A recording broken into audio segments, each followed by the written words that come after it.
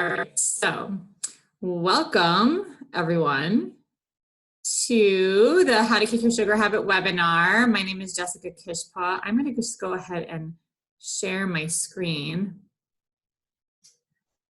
And I will do this. All right.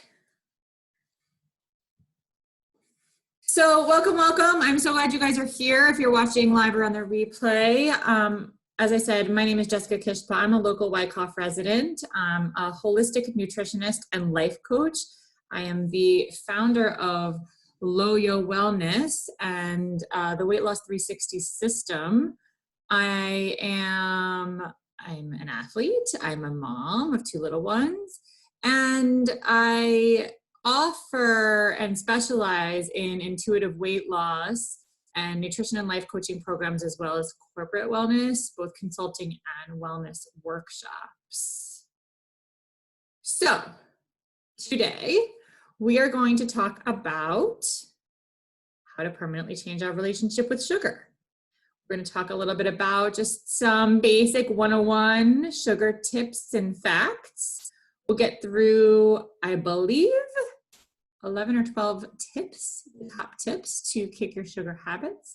And hopefully you'll walk away with some action steps for yourself that, that you can implement right away. So actually, if you guys can pop in the chat box what do you think of when you hear the word sugar? What immediately comes to mind when you think the word sugar?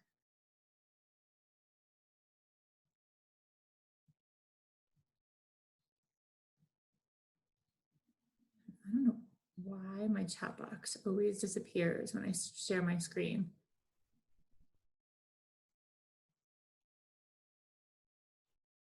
This is so strange.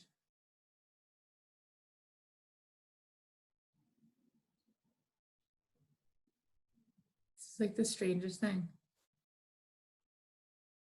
You guys typing in the chat box? Because I can't even see the chat box right now. Oh, there we go. All right. So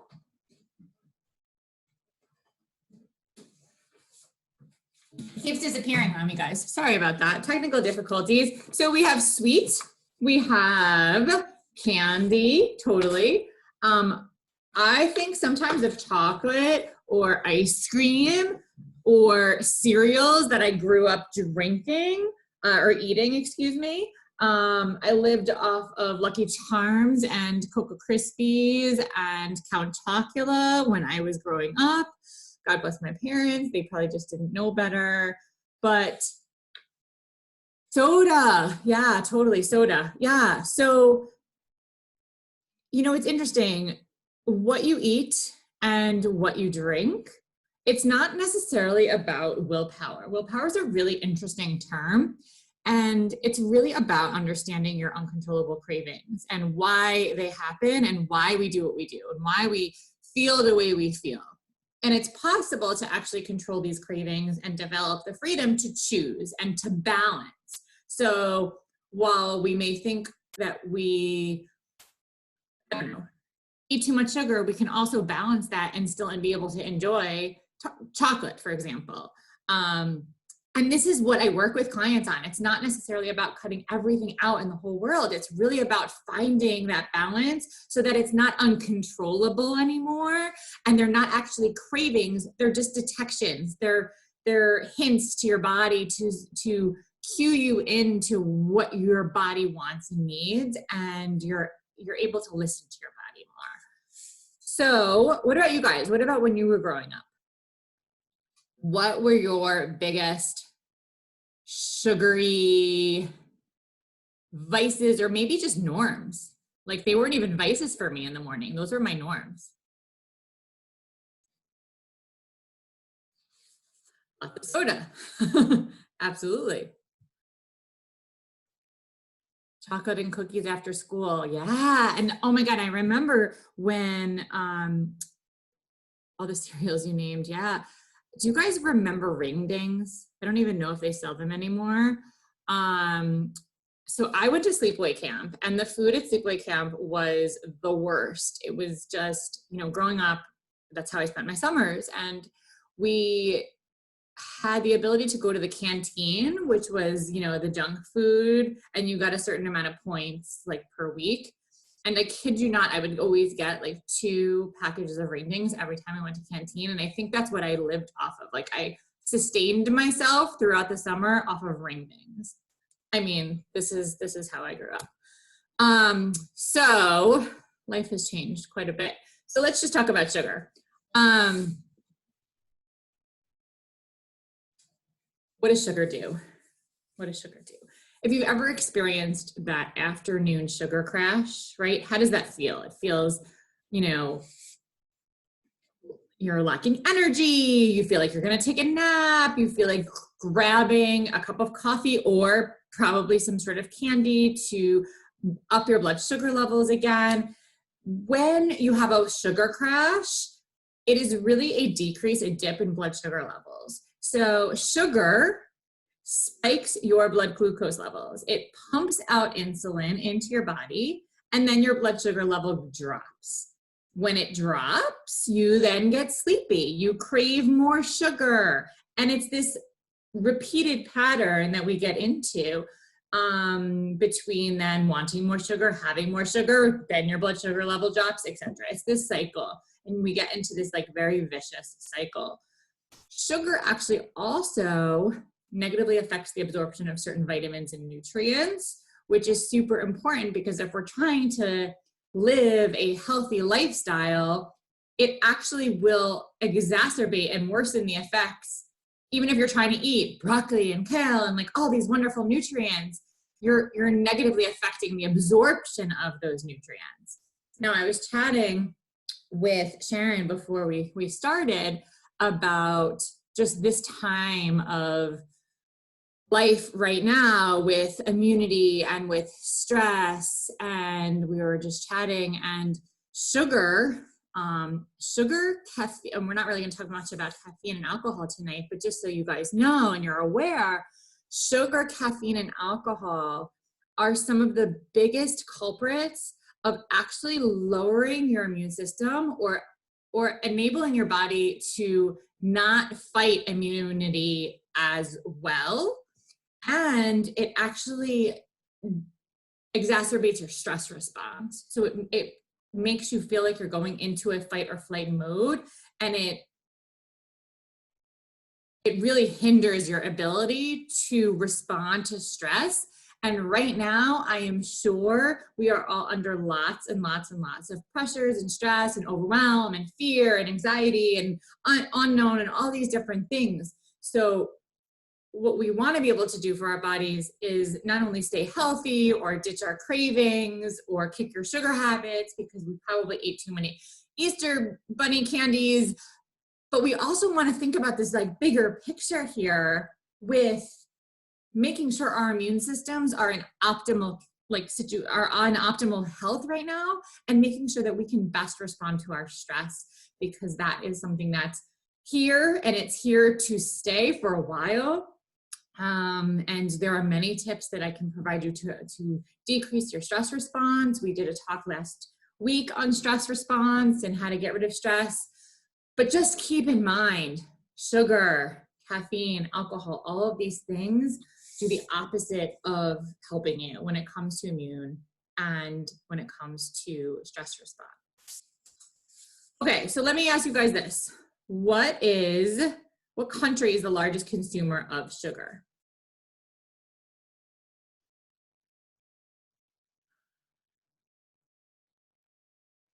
I really don't know why I can't share my screen and use the chat box.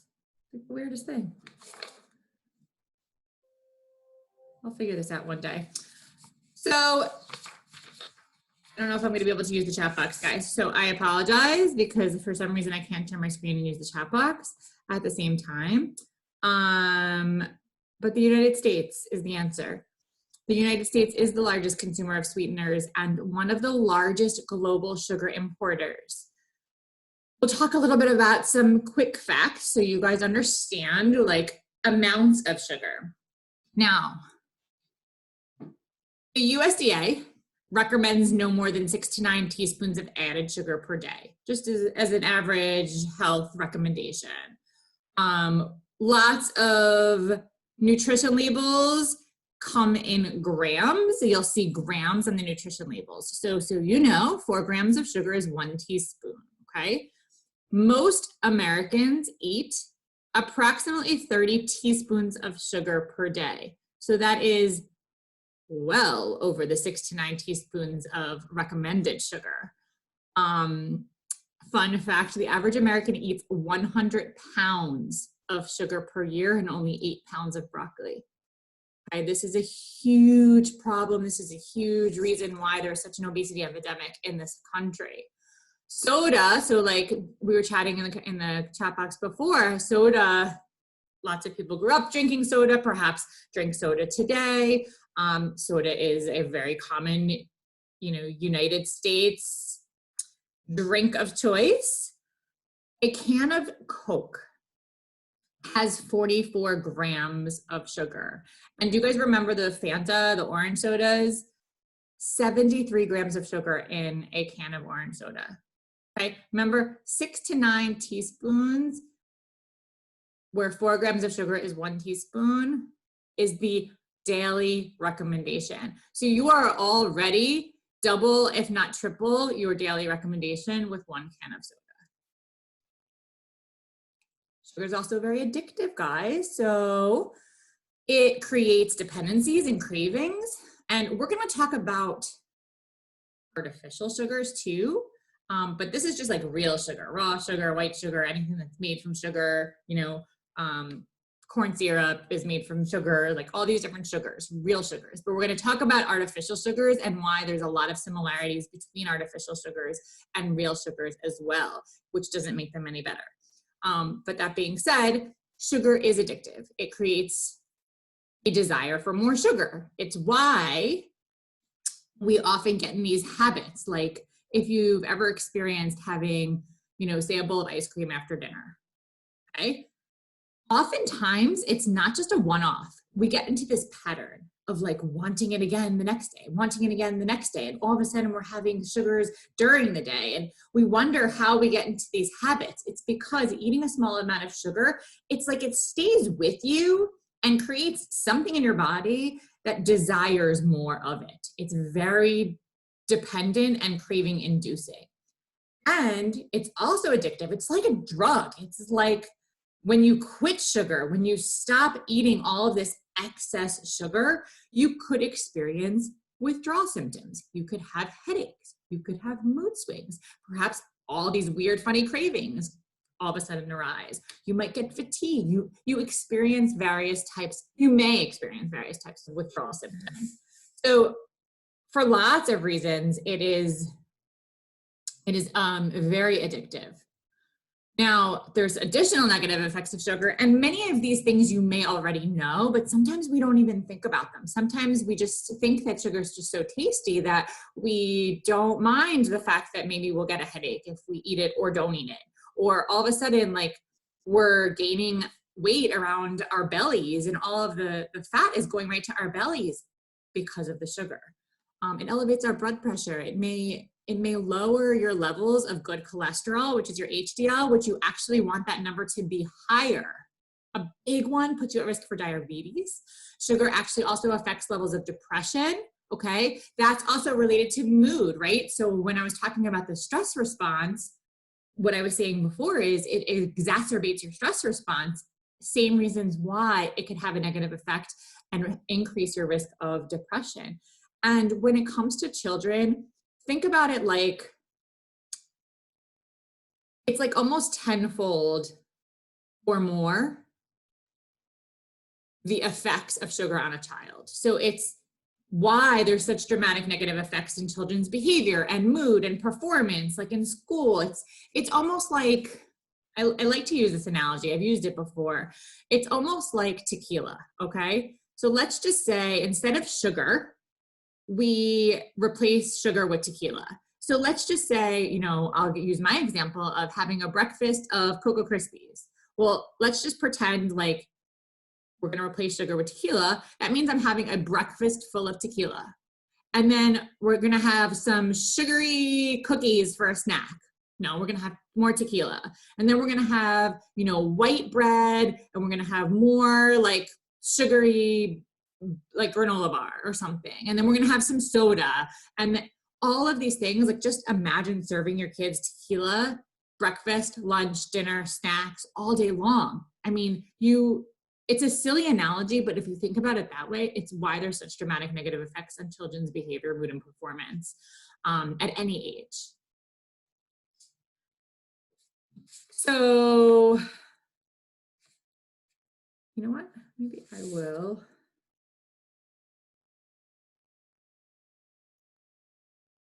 Unmute. I'm going to unmute you guys. I can't use the chat box for some reason. Oh, Laura, I can't unmute you. So you can unmute yourself. But what is your favorite sweet food right now? You guys can chat. Chocolate. Chocolate. Okay. Laura, what about you? Yeah, chocolate too. And chocolate in like what sense? Pretty much any form. Mm-hmm. Except chocolate milk. Got it. Got it. And what about side effects? What side effects do you notice when you have sugar?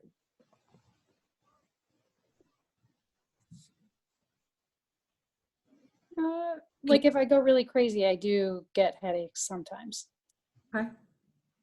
You ever have those like sugar crashes, the ups and downs with the low energy and the high energy? Yeah. Anyone sleep affected? No. Or observe anyone else have, you know, weight gain because they've just been eating too much sugar, or craving more sugar because you've been eating too much sugar. Or maybe you don't realize that you're craving too much sugar because you've eaten too much sugar, right? Mm-hmm. You were saying, oh, I really need to kick my sugar habits, right? Mm-hmm. Hi, what do you feel right now?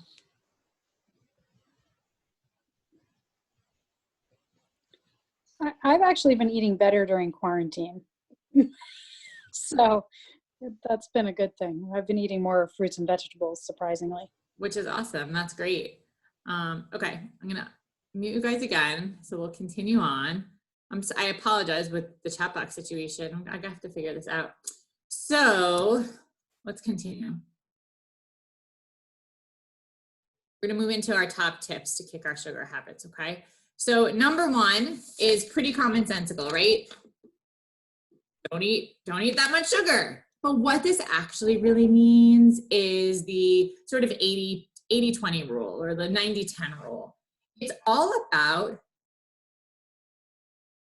when you start to add in more nutrient-dense foods, it crowds out the sugar. It really means eating sugar only 10 to 20% of the time, because you are focusing on an action plan to eat healthier, to focus on daily choices of adding nutrient-dense foods in, and focusing on whole grains, and focusing on, you know, what you actually are putting into your body that does you great service.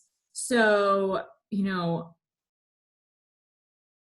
we'll talk a little bit more about crowding out in a moment, but when we focus on things that are healthier for us, our bodies start to adjust, our cravings start to diminish, that need for that cycle of constant sugar intake decreases. And, you know, our bodies start to balance out and understand what we truly need. So it's kind of like, you know, if you go on a vacation, which we all probably are craving right now. But when we go on a vacation, oftentimes we tend to overindulge, or maybe we have desserts every night, or if you're at like an all-inclusive, you're constantly eating things. And I'll tell you from personal experience, I feel like I need some sort of like whole food cleanse or reset to really, you know, reset my taste buds and control my cravings, and sort of help me limit my sugar intake from here on there, because I actually start to crave things like healthy salads and like real, like a really great crunchy apple, because you're just used to eating potentially a lot more unhealthier choices. Number two is avoiding artificial sugars. Okay, so let's spend a little bit of time on this one. Artificial sugars, just like real sugar, change your palate, okay? They used to, they make you crave sweeter foods. And I was someone who, up until probably a few years ago, used to be a Diet Coke addict. Okay. I thought it was healthy for probably most of my life. I had no idea that the brain fog that I was feeling and the craving actually for more sugar was all coming from the intake of Diet Coke. I had no idea what the harm was that I was doing to my body. It really does change your palate. It's so sweet. It makes you crave sweeter foods. It does. It causes all these dark sort of brain fogs and opens your body to other diseases. You're using lots of toxicities and harmful ingredients when it comes to artificial sugars. And the biggest one is aspartame. This is what is found in most, diet or sugar-free types of foods like diet soda or gum, mints, some ice creams, or, like sugar-free ice creams, right? Or gelatin, sugar-free gelatin, sugar-free puddings, some cookies or frozen yogurts, and even things like fruit spreads and some candy supplements. So really be mindful. And then you, of course, if you look over to the right, you have all of your artificial actual sugars that you put in coffees and teas and things of that nature. And they all have different types of sugar derivatives or artificial ingredients in all of these. Even the Splenda and the stevia and the raw that people or the Truvia, people think that they're, the healthier alternatives.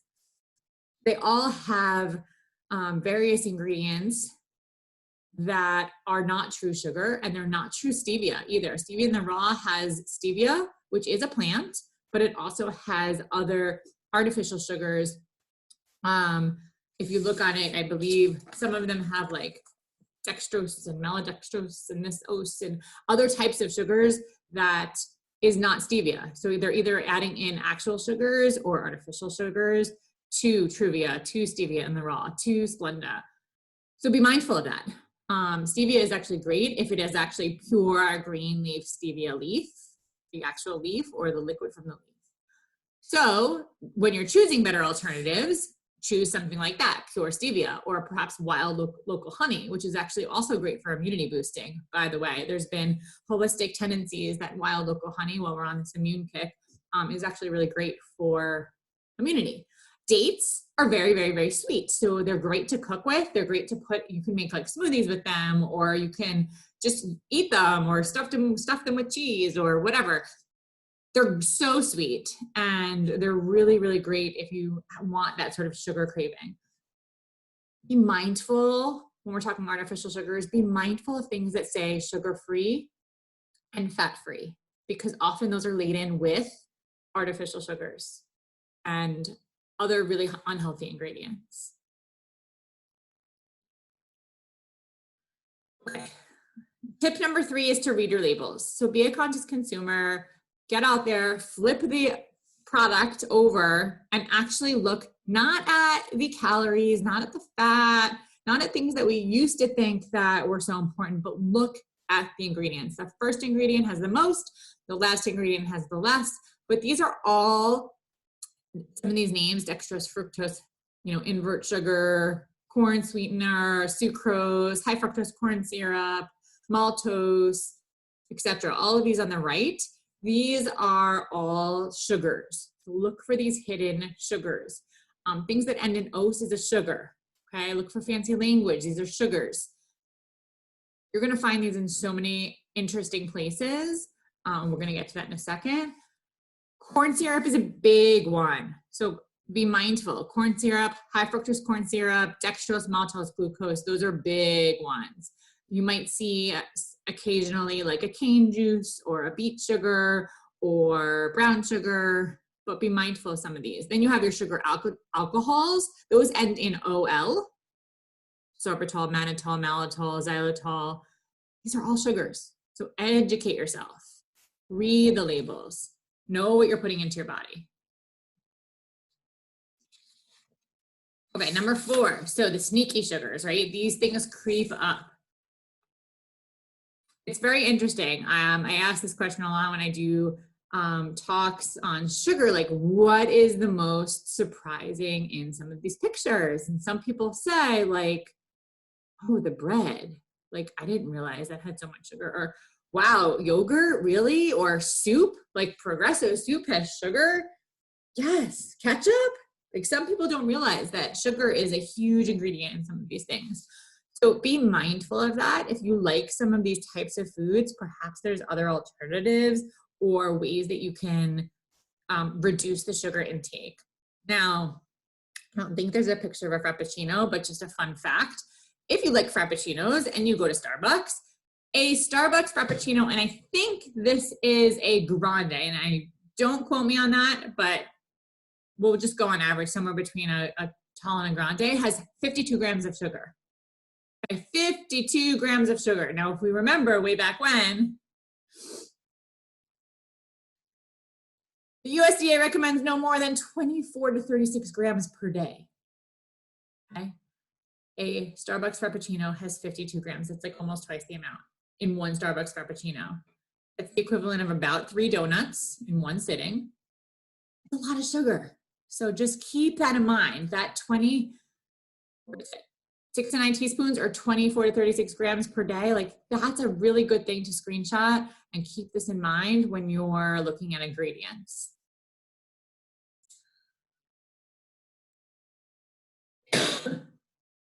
Okay, listen to your cravings. This is my expertise. This is really where I love to help people with. I love to get really in depth with listening to our bodies. Our bodies send us messages all of the time through all sorts of things, through, perhaps pain, right? Our bodies send us pain messages, or fatigue, we know when we're tired, or discomfort, or sadness, or stress, right? Sometimes we feel like our hearts are racing, or we're sweating. We have all sorts of different physical, emotional messages that our bodies send us all of the time. Cravings are messages. So being mindful to how we feel is really just as important to being mindful about what we eat. So taking the time to actually press pause and consider what's going on in the moment before stuffing our emotions with food is critical. And it's really important now.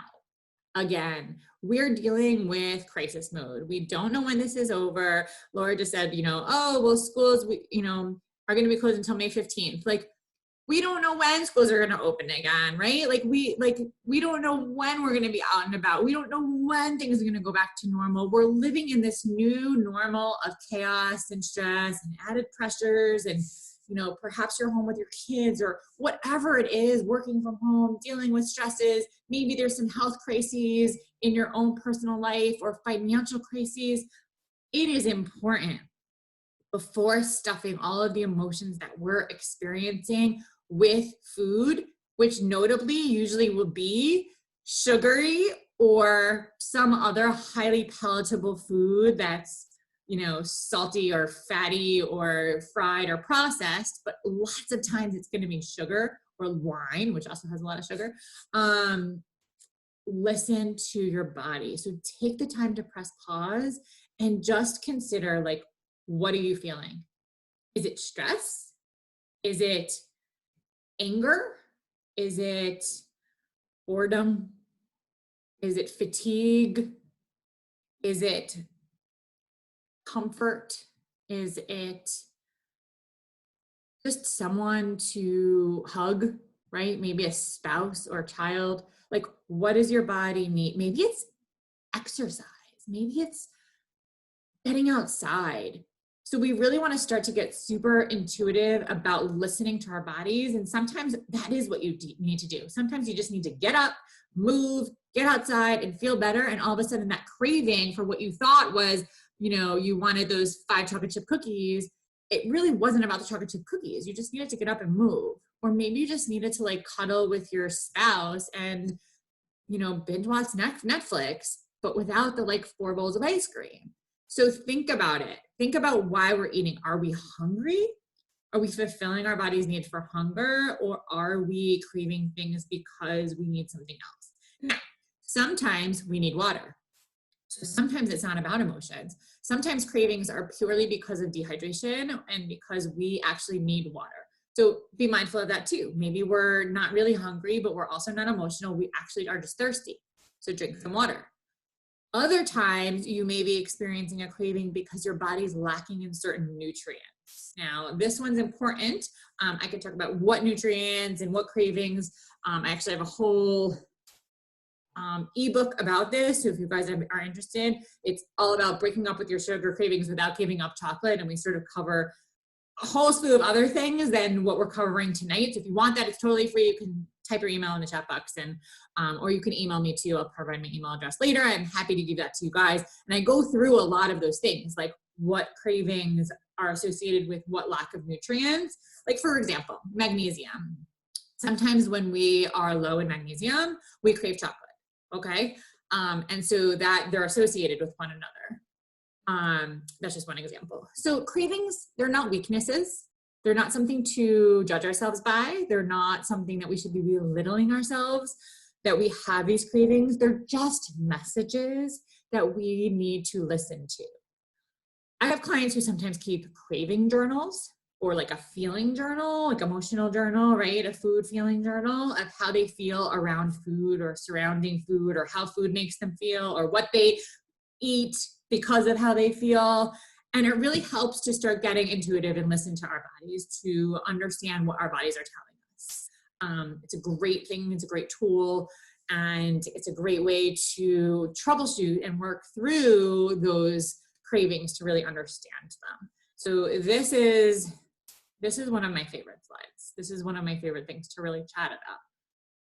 Tip number 6 is drink water. So we've sort of just touched on this just a little bit, but sometimes when we have cravings, it's really because we need water. So just going through some of the benefits, well, also because we mistake thirst for hunger or a craving, right? So most of us are actually chronically dehydrated, and we don't realize that our bodies need at least half of our body weight in ounces every day. So if you're about 140 pounds, that's 70 ounces in water per day that you should be drinking. I love Nalgene, so I put a picture of Nalgene on there. These are BPA-free, reusable water bottles that I carry around. I don't know if you guys can see me. If you're from just sharing my screen, can you see me in the little chat box over there? Yeah, so I have my Nalgene bottle over here. I fill this guy up like numerous times throughout the day, which is well over my minimum, but that's fine. That's great. I stay hydrated. There are so many benefits of water. It protects and lubricates our tissues and our joints, our spinal cord. It removes wastes and toxins. It detoxes our body. It literally transports nutrients to the body, to our cells, and it takes all the crap and gets it out. So it's really, really important to especially help when we're overloaded with sugar, which is a toxin to our body, to really flush that stuff out. It regulates body temperature, provides minerals to your body, catalyzes chemical reactions, which are super necessary for your body to function. It aids in digestion, keeps you hydrated. So these are all really, really, really important. Your body loses water through breathing and sweating and digestion and all of these things that, our body weight is approximately 60% water. So it's really important to rehydrate by drinking fluids and eating foods that contain water too. So keep in mind things like the climate we live in, or the temperature outside, and how physically active you are.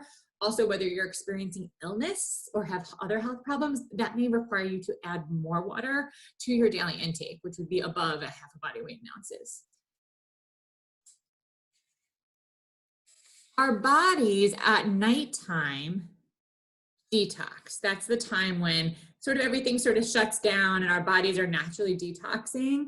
So in the morning, it's so important to drink a full glass of water to flush out the toxins that have been building up overnight. Just a suggested tip, I like to drink like hot lemon water in the morning, or just a glass of room temperature water with a cup of coffee or something. So, drinking water in the first thing in the morning is super important. And it really does help us crowd out those cravings. It really does. It does something in our bodies that allows us to start to reduce the cravings that we feel in physically and emotionally.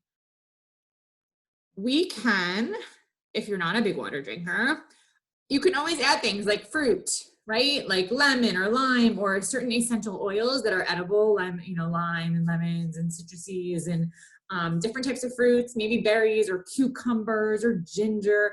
You can infuse your water with all these different things. Okay, so that's good with water.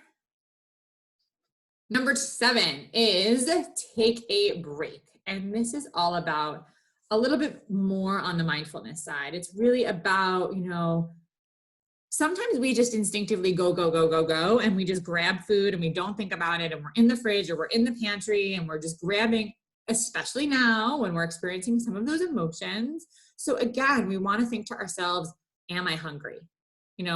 Go outside, stay away from the kitchen if you're taking a break.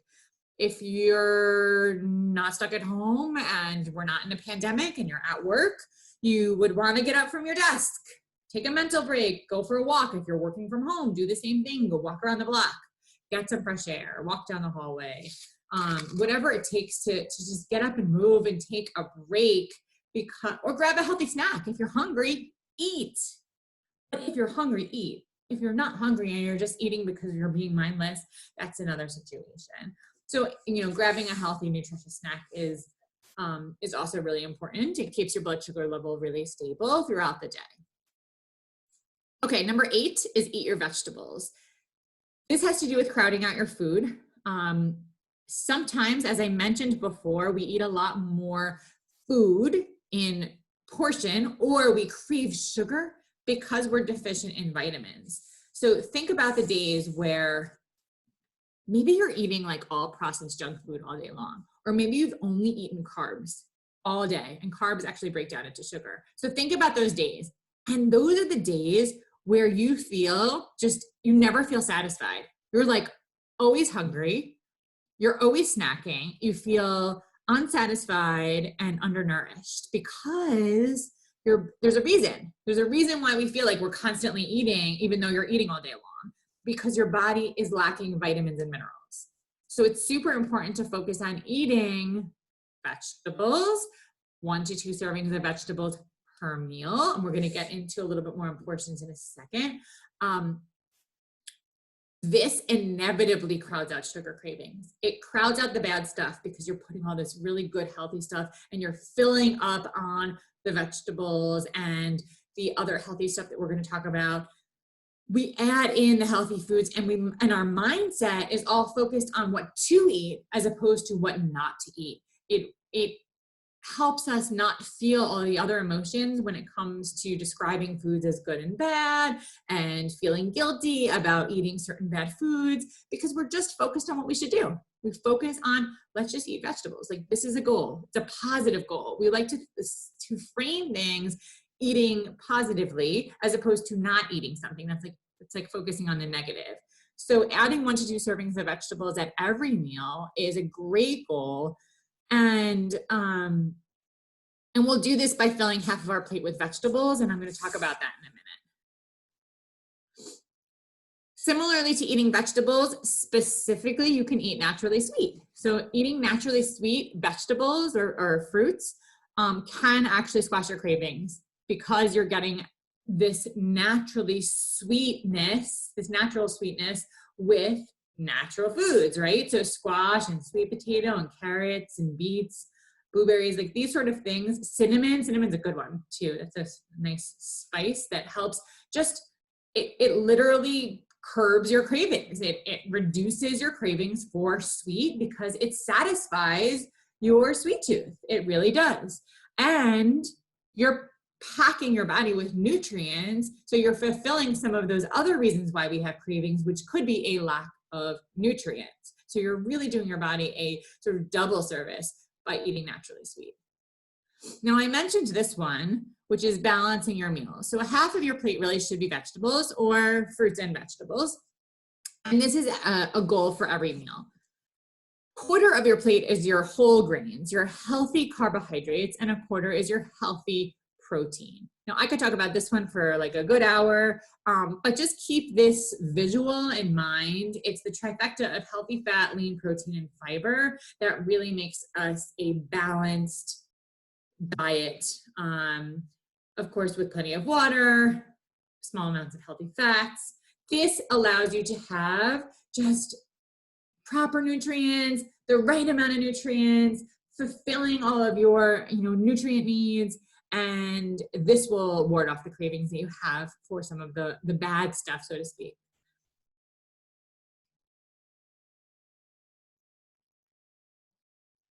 Number 11, this is get moving. Okay, so movement, if you did not know, also reduces cravings. And I sort of, mentioned this in brief, but when I said before, when you're feeling a certain way, get up, take a walk, or get up and go down a hall, or get up and go outside. It's because when we move our bodies and we exercise, or even just take a break and go for a little walk, it helps us to reduce your cravings. Now, this could be anything. This could be anything from, an actual fitness class, full-blown, run or bike ride, or just a walk around the block. Like I said, maybe it means just like chasing your kids around the backyard, doing, so many people are now stuck at home, and we're finding ourselves doing a lot more cooking and a lot more cleaning and a lot more running around with our children and walking up and down the stairs. And, my mom said, last week she's, finding herself, she's up and down the stairs like all day long, getting her exercise in, right? And you could do this anywhere. You can even do little squats, before you go to the bathroom, or do lunges to the bathroom, or be creative about it, right? So moving is really, really important. This could be home. This could be, if you're working, whatever. This could be with your children, playing with your kids. Get up, move. Point taken. Having a plan is also really important. And this is the last tip of the night, which is, what is your plan to stay satiated and to stay healthy? What happens when you have sugary snacks in your house? What happens if, you are still working and you're in your place of office or place of work or place of business, and there's sugary snacks in the office tempting you? What is your plan? Be prepared, have healthy snacks with you. Have your water bottle, right? Your Nalgene bottle with you at all times, making sure you're staying hydrated and decreasing that, that thirst, which we often think is some sort of craving for something unhealthy, but oftentimes is thirst, right? Sometimes we need to grab something quickly. Sometimes we feel hunger coming on. So just be prepared. What does that mean? Keep something in your purse or in your bag, or, if you're home, just keep things on hand that you can choose instead of that super quick, grab and go frappuccino, or the, super sugary granola bar that we may think is healthy. Having accountability is also important. And this means this could be a family member. It could be a friend. It could be a health coach. It could be a nutritionist. It could be someone that has the ability to provide you the added support. So we're most accountable when we announce our plan. So if you have a plan, don't only think to your brain and think inside your head, write it down. Post it on social media, or tell a friend, tell a family member, hire someone. You guys can post in the chat box, or I'll unmute you. Like, what is your plan of action? And actually, I'm going to unmute some of you guys right now. And you can tell us right now, what are, 1 or 2 tips that you will action when you leave here today? I'm going to have a glass of water. Yeah, water's my problem. I have to drink at least twice as much as I do. You will drink twice as much as you do. It's all about your mindset, that you tell yourself these are things that you will put into action, right? I will do it. Same. Anything else? I have a question. Why is it after I have something to eat, breakfast, lunch or dinner, I crave something sweet. Why is that? And so that could be a lot of different reasons. It could be a nutrient deficiency in the moment. It could be an emotional thing. It could be lack of water. It could be hydration. It could be a routine. So if you're starting to get used to having something sweet after every, say, lunch or something along those lines, or the people that have the bowl of ice cream at night, once you start to get into that routine, the sugar makes you create more sugar cravings. And it also becomes habit. It becomes this dependability. That's a big reason why a lot of people end up having sugar after the same meal or at the same time. It's more because of a habit. And craving, it's a dependability craving, so it's harder to break. So there's not a definitive reason, but those are some of the reasons what it might be. Okay, thank you. You're welcome. So awesome. I like the plans. Drink more water. This is good. Have a plan. Put it into action. This is some of my information just in case you want to get in touch with me for any reason. If you have any questions, I just appreciate you being here. And, you know, making changes in your life is hard. And it involves taking action. I can't possibly cover everything that you need to know about sugar. As I said before, I have a whole nother, ebook about cravings and, being able to break up with those sugar cravings. And those are things that we haven't even covered tonight. Again, if you want that, please, you guys can post in the chat box or just email me. This is my email address, jessica@loyowellness.com. I'm happy to send it your way.